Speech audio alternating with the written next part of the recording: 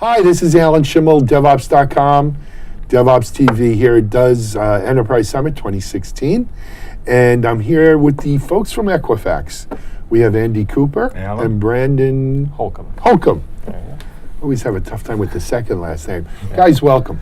Thanks for having us. So you presented on Equifax's kind of DevOps transformation, which is a story, talking off camera, started back in 2012.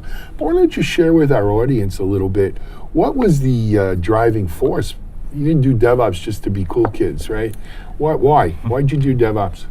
Well, I think when I started in 2012, Andy had been here a while, that when I got there, our organizational alignment was just all kind of, it was like throwing darts at a wall, it seemed like. We'd gone from a very design, build, run type of infrastructure world, same thing in the software world, and software was kind of driving this agile mindset, right? So small teams, self-directed teams, and so really I'll give credit to David Brooks, who was the guy who was really driving an agile transformation in the dev side.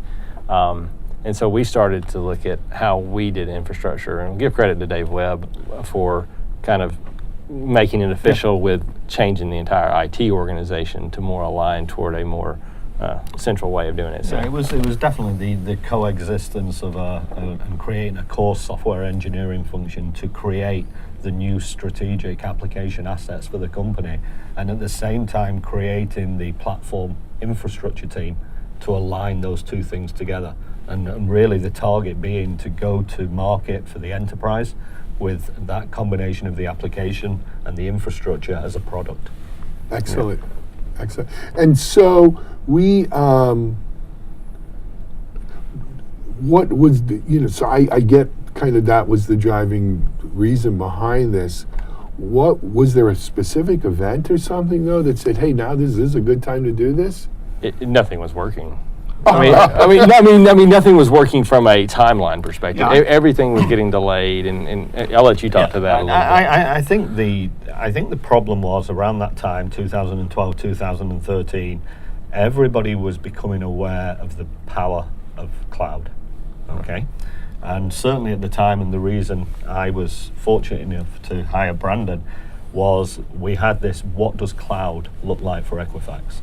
And that really, and that change in technology and the idea of having to build converged teams and having to have some sort of like integration between the application and the infrastructure, I think that really drove the whole thing. I think it was very much, there's latent demand in the organization for technology.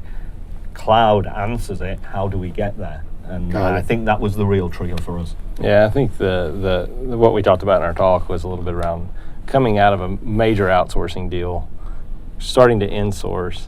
You kind of brought the outsourcing culture in as well. And so it really wasn't, it was more contractually based, it felt like. And when I say nothing was working, it was very siloed. Like it was a handoff at every turn, and everything had gotten delayed. And our PMs are awesome because they were basically having to negotiate the entire organization for people instead of it just working naturally. I think that kind of drove some of the change as well. So, get all that now. So what specifically did you do as part of this transformation? We've been very, very precise in terms of how we lead with organization and capability. So this whole idea that we will engineer both software and infrastructure platforms. We got into that, and with these, and again, private cloud was the first time, to Brandon's point, we tried to do something converged, where all of a sudden you couldn't just have storage, network, compute, SAs, DBAs, application. It just wasn't working. So that whole idea of bringing on engineering skills and then creating the converged teams, that's been, I think, absolutely a paramount success to us. It really has. Yeah, and we've scaled that now. We have multiple teams, and then the whole application teams are all aligning to those platforms. So I think you have 8 product owners who own the different infrastructure platforms and the automation and the the whole thing. And sure. So it's been 3-4 years now. Do you think this has been a success? I think if you look at the growth, and to me, the question is, is what we are building being consumed? And I think the answer is absolutely. Overwhelmingly. Overwhelmingly. We've got so much demand for platform and product now from an IT perspective that it's, it's like, wow, how are we going to do all of this? Perspective is, in 2012 when we started this, we had the size of our infrastructure was what it was in the U.S., let's say. And without giving specific numbers, it is double that size now. Really? Yeah. So Sometimes bigger is not necessarily right. Well, but half the size physically. Right, half the size, but double the capacity. Is that better? Well, it's more latent demand. So there were, we had multiple production systems without dev test environments. So we knew that when we built this, we kind of knew that there was going to be some latent demand. Right, it was just going to be some.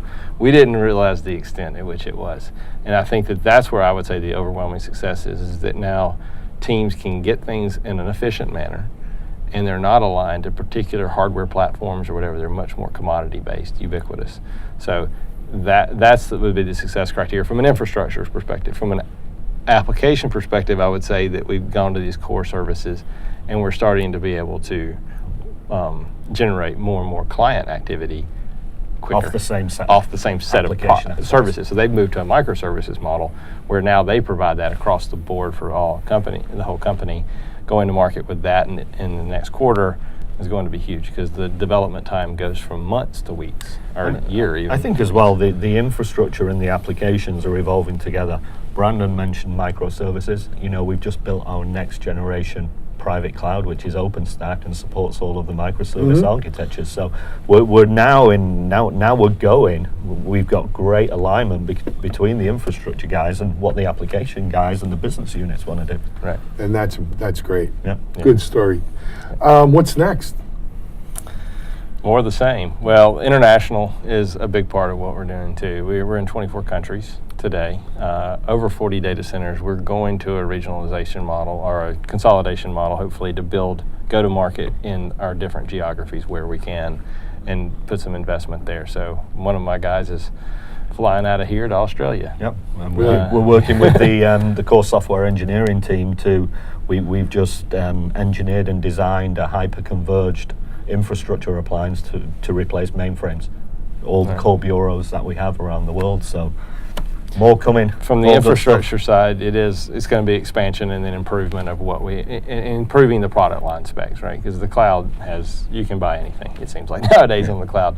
There's a certain amount of, we're not trying to be all things to all people. We're trying to do what's best for Equifax and which platforms we need.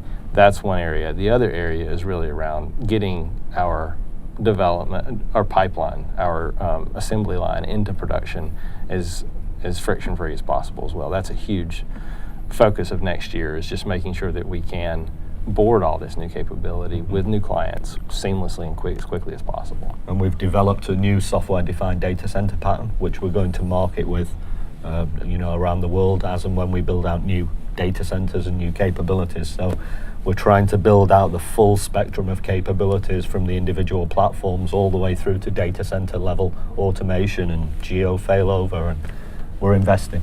Yeah. Very cool. Well, gentlemen, thanks for joining us today and sharing a little bit about this great story with Equifax.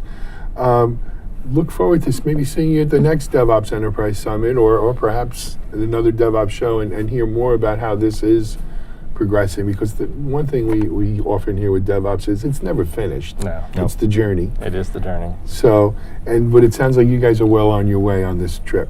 So continued success. Well, thank you very much. Thank you, Brandon, Andy. Thank you. This is Alan Schimmel for DevOps.com, DevOps TV here at DUS San Francisco.